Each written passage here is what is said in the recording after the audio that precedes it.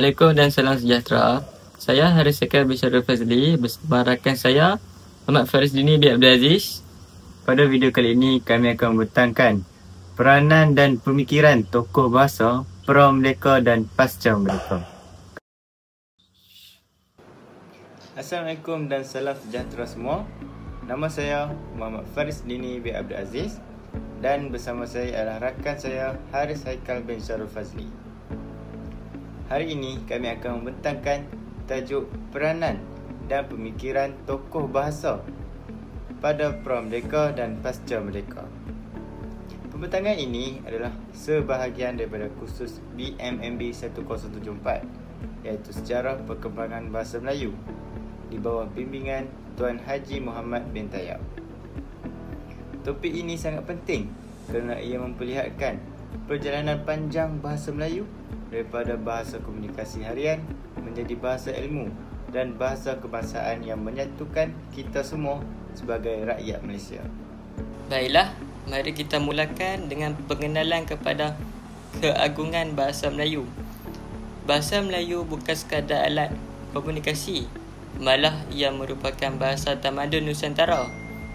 Sejak zaman Kesultanan Melayu Melaka, bahasa ini menjadi lingua franca, bahasa perantau utama dalam perdagangan, diplomasi dan keagamaan di Asia Tenggara. Dan keluasan penggunaannya menjadikan bahasa Melayu dihormati dan diterima oleh pelbagai bangsa dari Sumatera hingga ke Filipina. Selain itu, ramai sarjana di dalam dan luar negara menjalankan kajian terhadap struktur dan sejarah bahasa Melayu, membuktikan bahawa bahasa ini memiliki nilai ilmiah yang sangat tinggi. Sebagai ringkasannya, bahasa Melayu ialah lambang identiti, tamadun dan keanggungan bangsa di rantau ini. Dalam pembentangan ini, kami mempunyai 3 objektif utama. Yang pertama, memperincikan peranan tokoh-tokoh bahasa Melayu sama ada sebelum atau selepas merdeka dalam memperkasa bahasa ini. Yang kedua, menghargai sumbangan tokoh-tokoh tersebut yang telah berjuang menjadikan bahasa Melayu sebagai bahasa kebangsaan dan bahasa ilmu. Dan yang ketiga, menyedari kepentingan bahasa Melayu sebagai medium komunikasi, pendidikan dan penyebaran ilmu moden. Melalui objektif ini, kami berharap agar setiap daripada kita dapat menanam semula rasa bangga terhadap warisan bahasa kita sendiri. Dan seterusnya, tokoh pertama yang akan kita bincangkan ialah Zakbar atau nama penuhnya sebagai Zainal Abidin Ahmad. Zakbar merupakan pelopor tata bahasa moden bahasa Melayu. Beliau juga menyusun sistem tata bahasa secara logik dan sistematik melalui karya terkenalnya iaitu Pelita Bahasa Melayu. Dan karya ini menekankan penggunaan bahasa yang teratur dan rasional sekaligus dapat meletakkan asas kepada sistem ejaan dan tata bahasa selepas kemerdekaan. Dan sebagai pemikiran, Zakbar juga membentuk dasar pendidikan bahasa Melayu moden yang menjadikan bahasa ini mampu menjadi bahasa ilmu, bukan sekadar bahasa komunikasi harian. Jadi, boleh kita simpulkan bahawa Zakbar ialah arkitek awal pembinaan struktur bahasa Melayu moden yang kita gunakan sehinggalah hari ini, iaitu sehingga ke abad moden ini. Tokoh kedua ialah Abdullah bin Abdul Kadir atau Munshi Abdullah yang dikenali sebagai bapa kesusasteraan Melayu moden. Beliau menulis karya terkenal seperti Hikayat Abdullah dan Kisah Pelayaran Abdullah. Melalui penulisannya, beliau memperkenalkan gaya bahasa yang lebih rasional, moden dan berterus terang. Pemikirannya menggesa masyarakat Melayu supaya maju lebih melalui ilmu pengetahuan dan tidak ketinggalan zaman. Menariknya, beliau juga memperkenalkan bentuk penulisan autobiografi, iaitu gaya yang sebelum ini belum wujud dalam tradisi kesusasteraan Melayu. Sumbangan Munshi Abdullah membuktikan bahawa bahasa Melayu mampu menyesuaikan diri dengan pemikiran moden dan menjadi alat kemajuan bangsa. Sekarang kita akan lihat tokoh yang ketiga, iaitu William Shellabear, iaitu seorang misionaris dan pencetak yang sangat berdedikasi terhadap bahasa Melayu. Beliau menghasilkan pelbagai bahan bacaan dalam bahasa Melayu seperti menterjemahkan Alkitab ke dalam bahasa ini. Usahanya membantu memperkayakan kosakata dan bahan bacaan masyarakat Melayu pada zaman penjajahan. Khususnya, antara karya penting beliau ialah Kamus Melayu Inggeris 1916, sebuah rujukan utama yang membantu standardisasi dan penyebaran bahasa Melayu di sekolah dan institusi pendidikan. Walaupun beliau bukan berbangsa Melayu, sumbangannya sangat besar dalam memperkukuh asas linguistik Melayu yang digunakan hingga kini di negara kita. Selepas kemerdekaan, perjuangan memartabatkan bahasa Melayu diteruskan dengan pendekatan lebih moden. Bahasa Melayu diangkat sebagai bahasa kebangsaan dan bahasa rasmi negara. Pelbagai usaha dilakukan untuk memastikan kedudukannya kukuh dalam sistem pendidikan dan pentadbiran.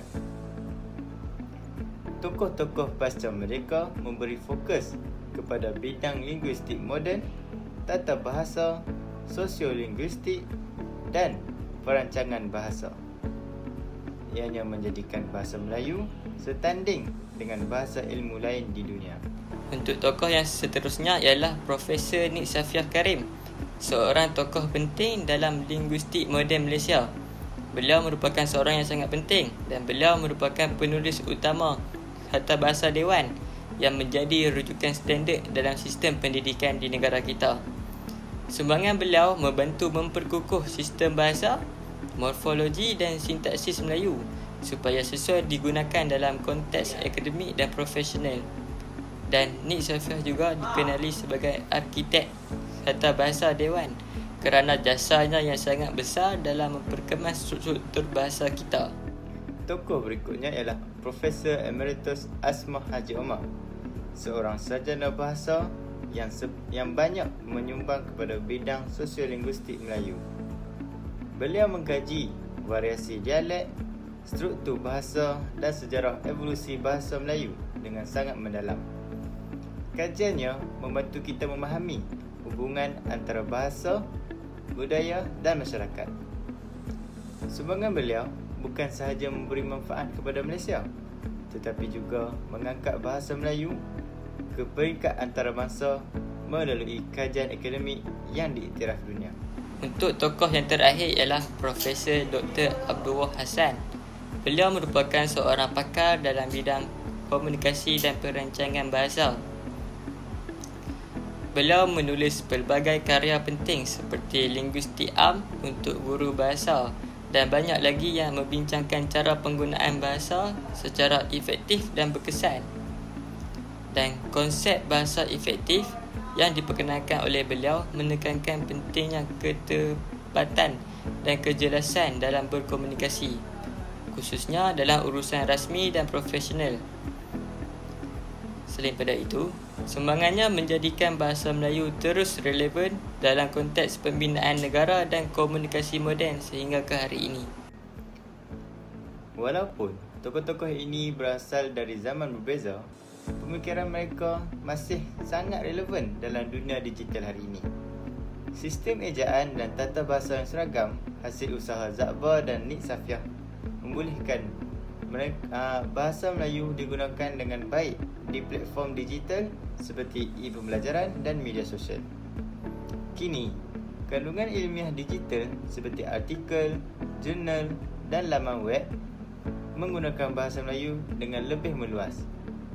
Ketepatan bahasa juga menjadi penting dalam aplikasi moden seperti paparan teks AI, carian data dan laman rasmi kerajaan. Semua ini membuktikan bahawa sumbangan tokoh terdahulu masih menjadi asas kepada kekuatan bahasa Melayu di era teknologi.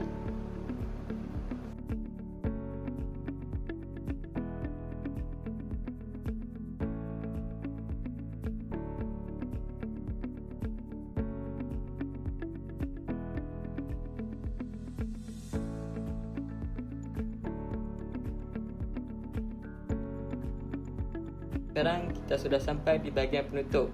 Apa yang kita boleh simpulkan ialah kita dapat lihat bahawa perkembangan bahasa Melayu sebagai bahasa kebangsaan dan bahasa ilmu bukan berlaku secara kebetulan.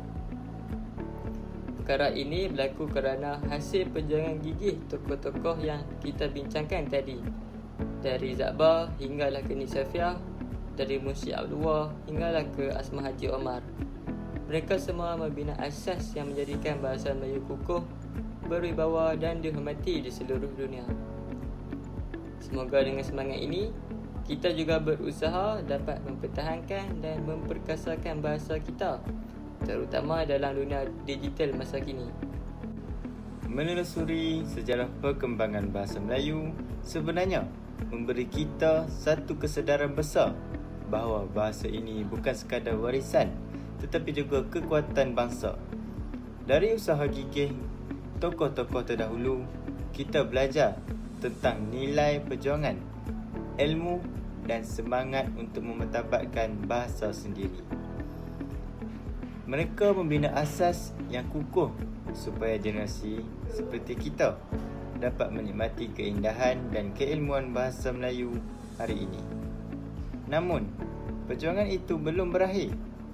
Dalam dunia yang semakin global dan berteknologi ini, cabaran terhadap bahasa Melayu datang dalam pelbagai bentuk, sama ada dari pengaruh bahasa asing, sikap masyarakat maupun dunia digital yang serba pantas.